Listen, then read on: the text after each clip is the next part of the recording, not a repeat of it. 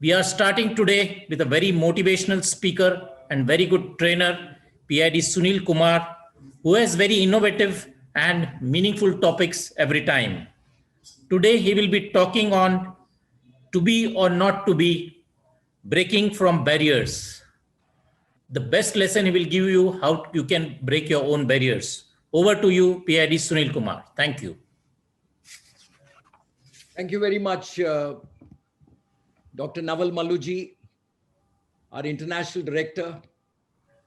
What a great opportunity it is for me to be a part of this very exciting virtual ISAME forum. To my good friends, all of you who have logged in, good morning and have a great day. I am deeply thrilled to be a part of the presentations team, doing our best to engage our audience into meaningful dialogues. My subject today, without much ado, let me get into it. We are not talking about situations that are beyond our control. We are not talking about situations that are normal to all, but we certainly will be getting on to areas where a question always comes into our mind. Do I move forward? Don't I move forward? Will this happen in my favor? Will this not happen in my favor? Can I do it? Can I not do it? Now, the session, my dear friends, for today's morning is a very interesting title. And allow me to share the screen with all of you. It's about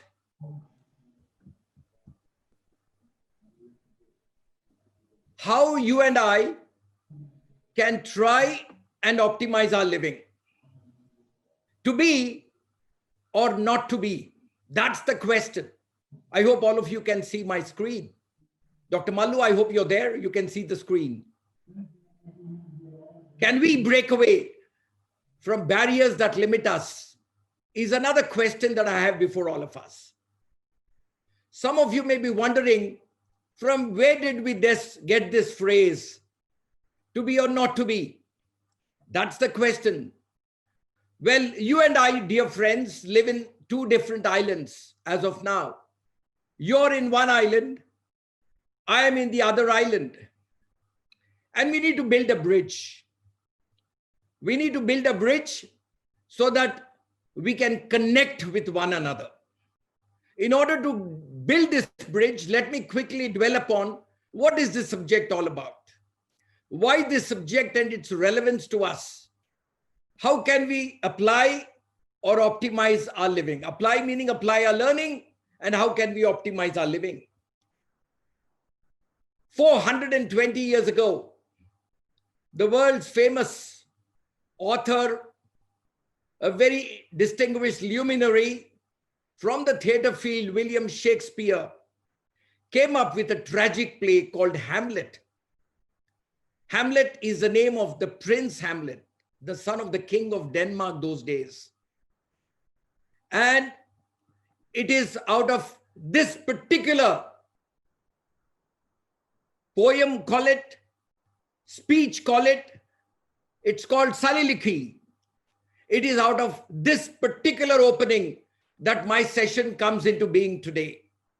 The big question many people sometimes keep asking, regretting, is it better to live or to die? And this is the quintessence of this particular play. Comes the opening phrase, to be or not to be, followed by a poem. To be or not to be, that is the question. Whether it's nobler in the mind to suffer the slings and arrows of outrageous fortune, or to take arms against a sea of troubles and by opposing end them. My dear friends, my purpose today is not to get into Hamlet, is not to take you deeper into this subject, but to try and use this opening, particularly the title, to be or not to be, to connect with all of us. When I say to connect with all of us, how can we relate our living vis-a-vis our tomorrows with this very important format called to be or not to be? You and I certainly want to believe that living, which we are all involved with, must be worth it. In my opinion, your living must be of value. What do you mean be of value? Someone who creates value is what should be connected with you. It's got to be a positive living. We are not here to live negatively. We are here to live positively. When I say positive living, try and find positivity in every negative situation. Discover opportunities in challenges. There are many challenges. We're going through one of the toughest challenges ever in recent times. But the world has started discovering opportunities in these challenges. And when you talk about making living worth it, well, I believe our ultimate goal is to optimize, to build on what is expected of us. Look at Lionism. It's exactly very similar to the living I'm talking about. And my point here is you fit where you choose. As a Lions Club member in this organization, the world's largest international organization involved with service, what is your role? You're a member, right? Now, where do you fit? For Lionism is an occasion for some. What do you mean by an occasion? For some, it's an event. For some, it's an opportunity to go around. For some, it's an opportunity to meet people, right? It's an opportunity for some. When I say it's an opportunity for some, well, I think, is my screen sharing stopped or is it on? Can somebody guide me, please? Hello? Okay, I see the host is not active. So it's on. It's on. So my dear friends, where do you fit in this organization? Lionism is an occasion for some. Lionism is an opportunity for some. Lionism is a passion for some. And for some, there's little life without Lionism. In other words, Lionism is life. So is it an occasion for you where you go to an event to meet people? You're involved with an activity.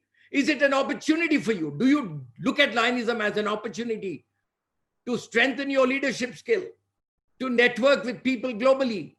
Is it a passion for you? My God, it's a Lions Club meeting. I can't miss it. It's a Lions Club event. I got to go and get involved in it. You sleep and wake up with Lionism. Is that the kind of passion that drives you?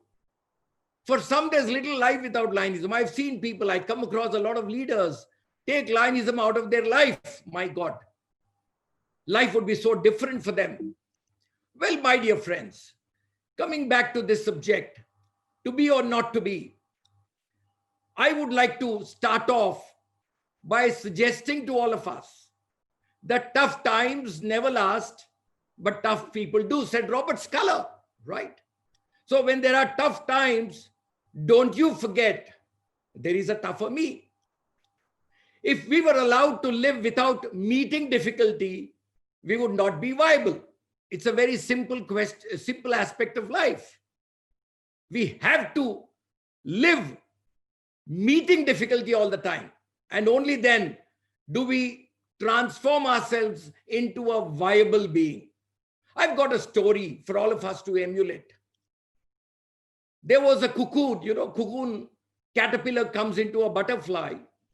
And this cocoon was slowly breaking up. And the butterfly was struggling to come out of this cocoon. A kid was passing by. He was not aware of the signs of a butterfly coming out of a cocoon. He saw the butterfly struggling to come out of the cocoon. He had a penknife, took the penknife and cut the cocoon, thinking that he's done a great favor to the butterfly to allow it to go free, spread its wings and fly. Well, how wrong he was, because the butterfly did come out of the cocoon. But what happened? It was not able to fly. It was not able to open its wings. It was crawling. the admirable, the most beautiful butterfly was reduced to some kind of a living being, surviving, struggling to survive, right? Now, why this happened was because the butterfly did not go through the process of difficulty. The guy, by cutting the cocoon, deprived the butterfly of the challenge that it had to go through. The challenge was when you pass through this cocoon, your entire body is put to a lot of pressure, a lot of stress, a lot of strain. And when all this happens, that's when you become fully prepared to live in this world. So, dear friends, this story reflects on all of us that if we were allowed to live without meeting difficulty, we would not be viable. It's important that you and I now start looking at these difficulties not as challenges, but as opportunities. Coming up to how do we take this subject forward, to be or not to be? How do we connect it with our current, and how do we apply it for our future?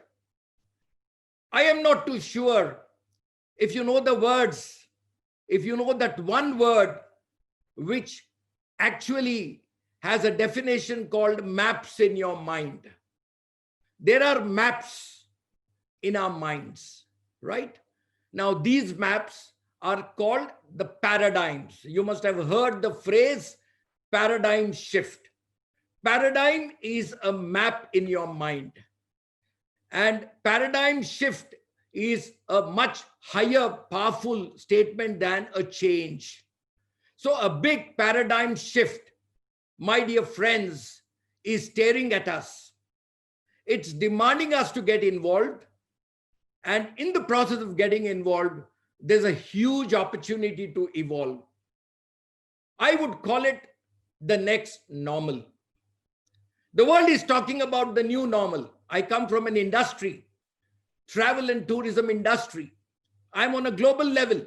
I head the global organization as its global president today. And I'm talking to people from different parts of the world. Now, all of us are working on the next normal. New normal, it's a mere surviving point. It's a transition point from the pandemic to the future. But we can't live in a transition. When you travel from point A to point C and you have to transit via point B, you can't remain in point B. You're only there to transition. But remember, your destination is point C. So point C for us is the next normal. We've got to be there. And in order to live in this next normal, which is coming up after a very powerful pandemic that hit the world. I'm not getting into the pandemic right now. What matters is our attitude. And what matters is our perspective. What kind of a vision do you carry for the next normal? What kind of an attitude do you have with you? Now, what is this next normal all about? See, the world's jumped into an e-commerce world. Even Indian e-commerce, let me give you one simple example. Indian e-commerce was less than $100 billion, is projected to be moving up 3 times. 2019, it was about $35 billion. And by 2025 or 24, it'll cross $100 billion. Now, if that's the vision of this world, there are a lot of opportunities. Let me give you one example of the next normal. What is the next normal going to do to this world? The next normal demands from you a tougher you. There will be tough times, but you have to be a tougher you. Meaning, you are passing through the cocoon like the butterfly. And if you're able to successfully pass through, then you're perfect fit for the next normal. I'll give you one easy example to understand. Work from home, right? Everybody thinks I don't have to go to office. I can now sit at home and work. Fair enough. That's not a wrong opinion. But look at optimizing work from home. Look at what the next normal will be like. In the next normal, you will have people with multiple employers. Have you thought about it? You will have people with multiple employers because you're sitting at home, working your time, You can have employer A, you can have employer B, you can have employer C. And you're doing your work to all of them, sitting at home, at a planned schedule between you and the employer. Work from home could also mean that you're an employee and you're an entrepreneur. Simultaneously, you manage your enterprise and you're working for an organization. D2C is the new word, new buzzword, D2C, D number 2C. It is like B2B and C2C, right? You know what's a B2B, business to business. B2C, business to consumer. D2C is direct to consumer, right from the manufacturer to the consumer. Now, this is the e-commerce world as it is defined in the next normal. Now, the next normal has so many challenges posed for all of us. If you look at the next normal, which will set in sometime by the end of 2021 and live through for the next 4 years, my point to you, my dear friends, is get ready for the first mover advantage. Whatever you want to achieve, whatever you want to accomplish, which you've never been through in the past, this is the right opportunity. So what's important for you is to connect with the future. How beyond can you see is the big challenge today. Can I see beyond? You play a game of chess, what happens? You're not looking at your current move. You're looking at your current move in anticipation of a response and then another move, right? Chess is a game of the mind.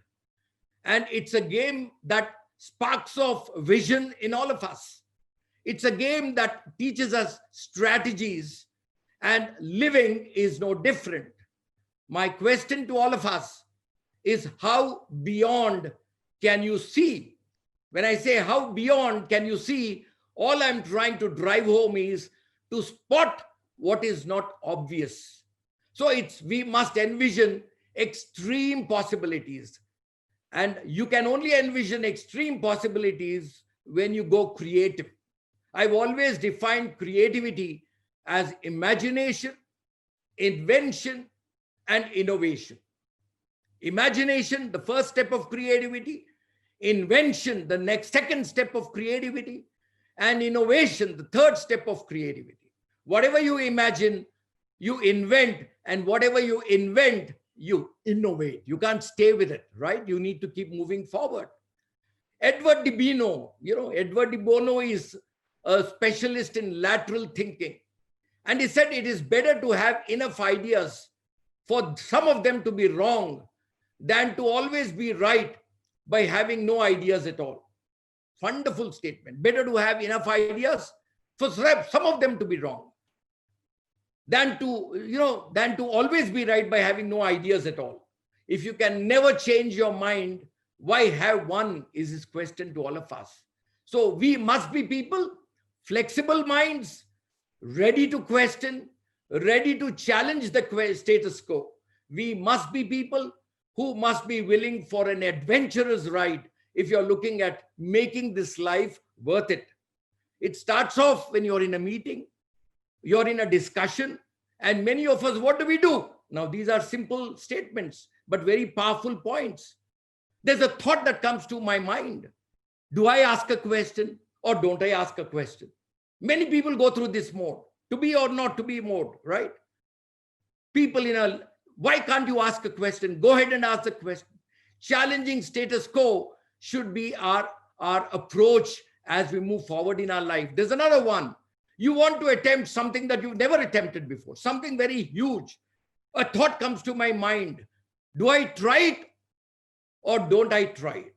Why not versus why is what should replace this point. Why not is a very powerful statement. Simon Sinek is a great author of a book called Ask Why, Begin with Why.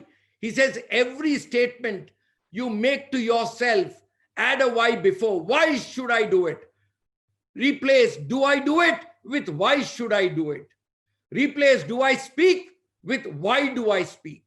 So replace do I try? Why not?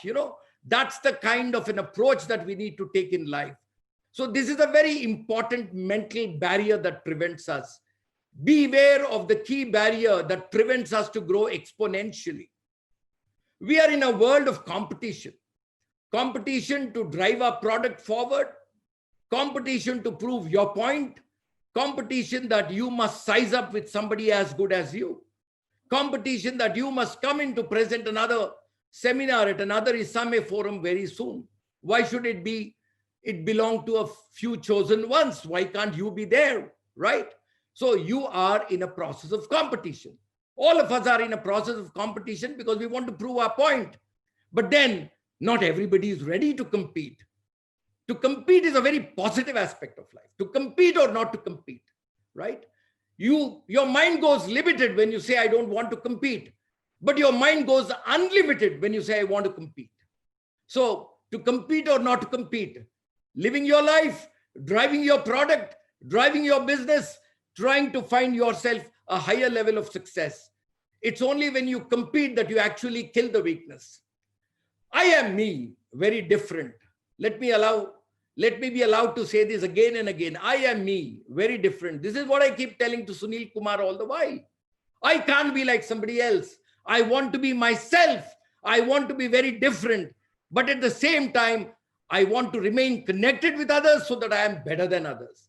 There's a wall that comes between me and others, and I need to break that wall. When someone tells me no, it doesn't mean I can't do it. When someone tells me no, my dear friends, it doesn't mean I can't do it.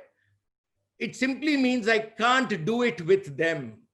Now, this is the kind of an approach that we need to take in life. I was talking about Edward de Bono. He wrote a book called The Six Thinking Hats. I'm not getting into that subject.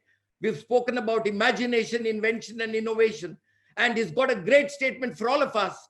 He says, unhappiness is best defined as the difference between our talents and our expectations. You have talents, you have expectations. If your talents don't match your expectations, it's all unhappiness everywhere. So my dear friends, let's move forward in life. It's time to master our inner. My message to all of us, when I say to be or not to be, do I do it or don't I do it? Do I try it or don't I try it? Do I jump high or don't I jump high? It's all in my inner. I need to be that inner winner first. It's time for me to master my inner.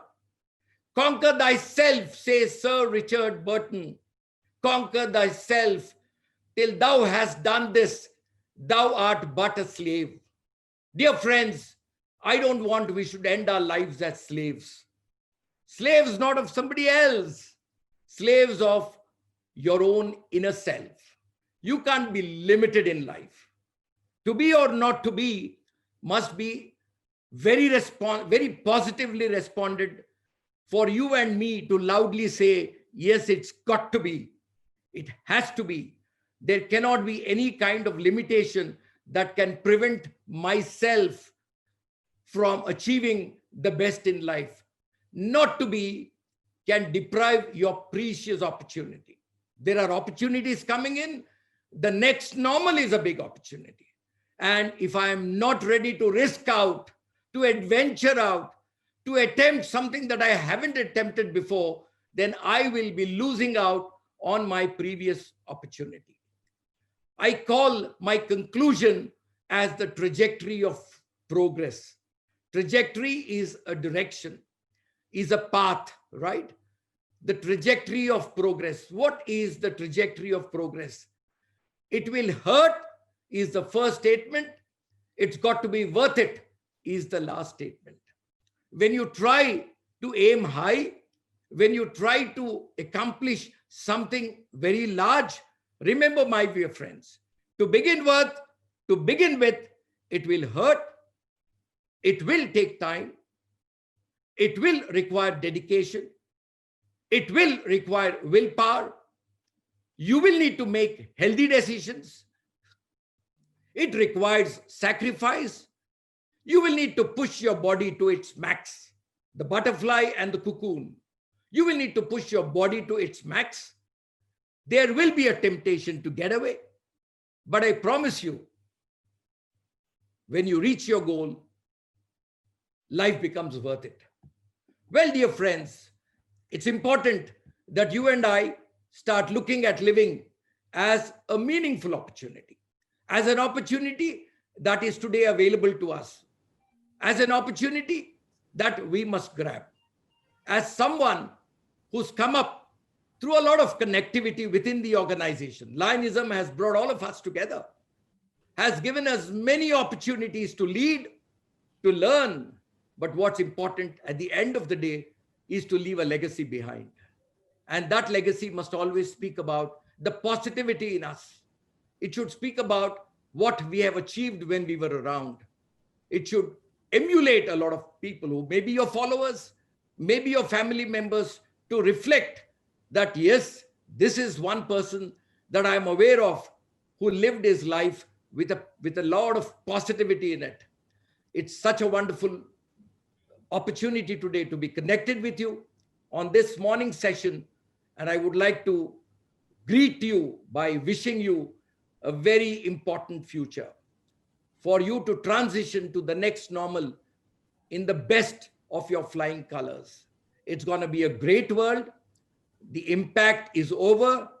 Normalization is in process, and the goals are before you to be proactive in order to take over the next normal and prove yourself to be at a point where you and I were not fortunate to be in the previous. All the very best. Have a great time. And it's such a wonderful opportunity, dear friends, to remain connected. Thank you, ID Navalji.